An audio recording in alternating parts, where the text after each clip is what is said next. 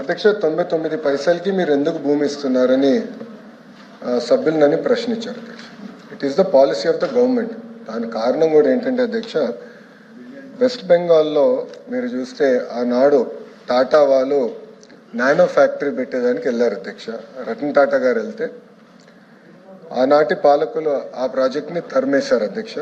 నరేంద్ర మోడీ గారు, గౌరవ ప్రధానమంత్రి నరేంద్ర మోడీ గారు, ఆయన గౌరవ ముఖ్యమంత్రిగా గుజరాత్ ముఖ్యమంత్రిగా ఉన్నప్పుడు అధ్యక్ష, టాటా సన్స్ ఆనాడు రతన్ టాటా గారికి అప్పుడు వాట్సాప్ కూడా లేదు అధ్యక్ష, SMS ద్వారా పెట్టి మీకు 99 పైసలకి నేను మొత్తం భూమి ఇచ్చడానికి సిద్ధంగా ఉన్నాను, మీరు రాండి గుజరాత్కి అని ఆయన కోరితే వాళ్ళు గుజరాత్కి ఆ ఫ్యాక్టరీ తీసుకెళ్లారు అధ్యక్ష. మొత్తం ఎకో సిస్టమ్ అనేది ఏర్పడింది అధ్యక్ష. అదే ఆదర్శంగా తీసుకుని ఐటీ ఎకో సిస్టమ్ మన విశాఖపట్నాన్ని ఒక ఐటీ క్యాపిటల్గా రూపుదిద్దించాలనేది మేము ఒక నిర్ణయం తీసుకున్నాం. ఒక ప్లాన్ ప్రకారం మేము ముందలు తీసుకెళ్తున్నాం. ఇక్కడ ఏంటంటే అధ్యక్ష, మొత్తం ఎకో సిస్టమ్ అనేది ఏర్పాటు చేయాలి అధ్యక్ష. ఏపీఐఏసీలు ఐటీ భవనాలు కట్టలేదు అధ్యక్ష, ఎప్పుడు కట్టలేదు. దిస్ ఓన్లీ బిల్డింగ్ అధ్యక్ష, అది మిలీనియం టవర్స్ అని ఒకే ఒక బిల్డింగ్ కట్టారు. అది ఆల్రెడీ లీజ్కి ఇచ్చాం అధ్యక్ష. లీజ్ పైన వచ్చే ఆదాయం చాలా తక్కువ అధ్యక్ష. మనం పెట్టే డబ్బులకి వచ్చే లీజ్ ఇన్కమ్ మనం బేరీ చేసుకుంటే పర్సంటేజ్ చాలా తక్కువ ఉంటుంది కనుక ల్యాండ్ డెవలప్మెంట్కి ఇస్తేనే బెటర్ అనేది ప్రభుత్వం ఒక పాలసీ తీసుకుని చేస్తాం జరిగింది అధ్యక్ష. మూడోది అధ్యక్ష, మేడం గారు అడిగారు, నేను మేడం గారిని సూటిగా ప్రశ్నించాలనుకుంటున్నాను అధ్యక్ష. మా ప్రభుత్వానికి అయితే పిల్లలకు ఉద్యోగాలు కల్పించే లక్ష్యంతో మేము పనిచేస్తాం. గవర్నమెంట్కి ₹2 ఆదాయం తగ్గినా పర్వాలేదు, ఇచ్చిన హామీ 20 లక్షల ఉద్యోగాలు మేము కల్పిస్తాం. That is our policy. లేదు మీకు ఆదాయం ఎక్కువ కావాలని పాలసీ మీకుంటే అది మీ పాలసీ. మా ప్రభుత్వం పాలసీ అయితే ఉద్యోగాల కల్పన అనేది ప్రభుత్వం పాలసీ అధ్యక్ష. ఇంకోటి అధ్యక్ష, MSME పార్క్స్ గురించి ప్రశ్నించారు అధ్యక్ష. 175 నియోజకవర్గాలు MSME పార్క్స్ ఏర్పాటు చేయాలనేది ప్రభుత్వం నిర్ణయం తీసుకుంది. అక్కడ లోకల్గా భూములు మనం తీసుకుంటున్నాం, డెవలప్మెంట్ మొత్తం ఎకో సిస్టమ్ క్రియేట్ చేస్తున్నాం అధ్యక్ష.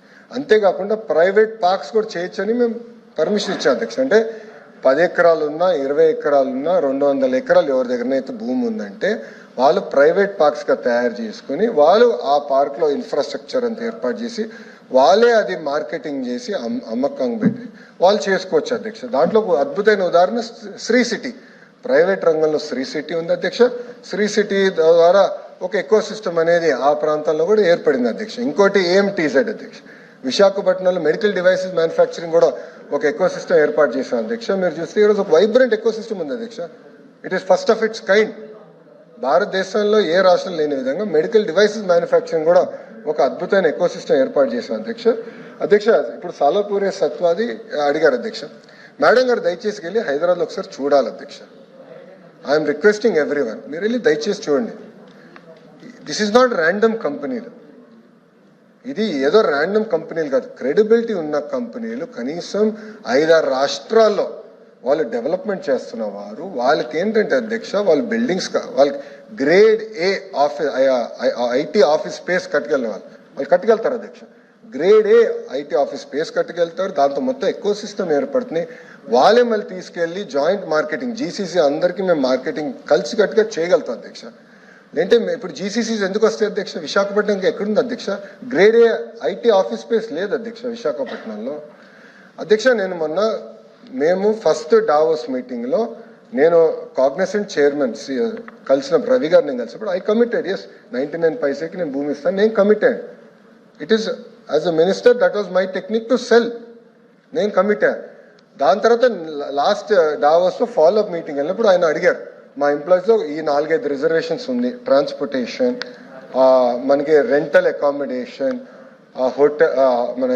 హాస్పిటల్స్, ఈ ఎకో సిస్టమ్ మీరు ఎట్లా బిల్డ్ చేస్తున్నారు? ఎందుకంటే మా ఎంప్లాయీస్కి ఈ పొటెన్షియల్ ఎంప్లాయీస్కి ఈ కన్స్ట్రెంట్స్ ఉన్నాయంటున్నారు, మీ ప్లాన్ ఏంటి? స్కూల్స్ ఏం చేయబోతున్నారు, ఈ ఎకో సిస్టంలో మీరు ఎట్లా బిల్డ్ చేయబోతున్నారు అని మాకు తిప్పి వాళ్ళు మమ్మల్ని అడిగారు అధ్యక్ష. ఏదో ఒక IT కంపెనీని తీసుకొస్తాం కాదు అధ్యక్ష, మొత్తం ఎకో సిస్టమ్ క్రియేట్ చేస్తేనే ఇది సస్టైన్ అవుతుంది అధ్యక్ష. ఆ ఎకో సిస్టమ్ బిల్డింగ్లో ప్రాసెస్లో we're bringing hospitals, grade A IT space కట్టేవాళ్ళు. ఇప్పుడు కంపెనీస్ మేడం గారు చెప్పారు, ఓకే ఇది పేపర్ కంపెనీలా? They're all credible large scale players అధ్యక్ష. వాళ్ళ space they are among the top 5. ఇంకా తీసుకురావాలి అధ్యక్ష. విశాఖపట్నంలో ఒక వైబ్రెంట్ ఎకో సిస్టమ్ క్రియేట్ చేయాలంటే తప్పనిసరిగా ఇలాంటి కంపెనీస్ తీసుకురావాల్సిన అవసరం ఉంది. చాలా ఫోకస్డ్గా చేయాల్సిన అవసరం ఉంది అధ్యక్ష. ఎందుకంటే 5 సంవత్సరాలు మనం ఇప్పటికీ చాలా నష్టపోయి ఉన్నాం. ఈ 18 నెలల్లో ఎవరు ఊహించిన విధంగా ఇంత పెద్ద పెద్ద పరిశ్రమలు తీసుకొచ్చారు అధ్యక్ష. మీరు ఒకసారి చూడండి అధ్యక్ష, ఈ 5 కంపెనీల్లో మీరు చూస్తే అధ్యక్ష, ఈ 99 పైసలకి ఇచ్చిన దానికి సుమారుగా 65,000 మందికి ఒక ఐటీ రంగంలోనే మేము ఉద్యోగాలు కల్పించబోతున్నాం అధ్యక్ష. 65,000 మందికి అధ్యక్ష. 5 కంపెనీలు అధ్యక్ష, 5 కంపెనీస్. ఆ లక్ష్యం 5 లక్షల ఉద్యోగాలు. ఒక ఐటీ రంగంలో 5 లక్షల ఉద్యోగాలు ఒక విశాఖపట్నంలో కల్పించాలనేది, అది కూడా 2029 లోపల కల్పించే లక్ష్యంతో మేము అందరం పనిచేస్తున్నాం అధ్యక్ష. 18 నెలలైంది, 19 నెలలైంది ప్రభుత్వ అధికారంలోకి వచ్చి. మేము అధ్యక్ష ప్రశ్న అడిగారు, ప్రశ్న సమాధానం చెప్పాలి అధ్యక్ష. వినేదానికి సిద్ధంగా లేకపోతే నేను కూర్చుంటాను అధ్యక్ష. ప్రశ్న అడిగిన తర్వాత వాళ్ళకి నచ్చపోవచ్చు, అరే ఇన్ని ఉద్యోగాలు వస్తున్నాయి అనేది వాళ్ళకి నచ్చపోవచ్చు, ఇన్ని కంపెనీలు వస్తున్నాయని నచ్చపోవచ్చు. నన్నేం చేయమంటారు అధ్యక్ష? ఒక్కొక్క కంపెనీ మేము పట్టుకొస్తున్నాం, పెద్ద ఎత్తున పెట్టుబడులు తీసుకొస్తున్నాం. 25.3% భారతదేశంలో పెట్టుబడులు ఈరోజు ఆంధ్ర రాష్ట్రంగా వస్తున్నాయి. ఇక్కడున్న సహచారం మత్స్యలు మా బీసీ జనార్దన్ రెడ్డి గారు, టీజీ భరత్ గారు, దుర్గేష్ గారు, మేమందరం ఒక జీవోఎంలో ఉన్నాం. మేమందరం కలిసికట్టుగా చేస్తున్నాం కనుకనే ఈ రోజు ఇంత పెద్ద ఎత్తున పెట్టుబడులు వస్తున్నాయి, పరిశ్రమలు వస్తున్నాయి, 20 లక్షల ఉద్యోగాలు మేము కల్పిస్తాం అధ్యక్ష.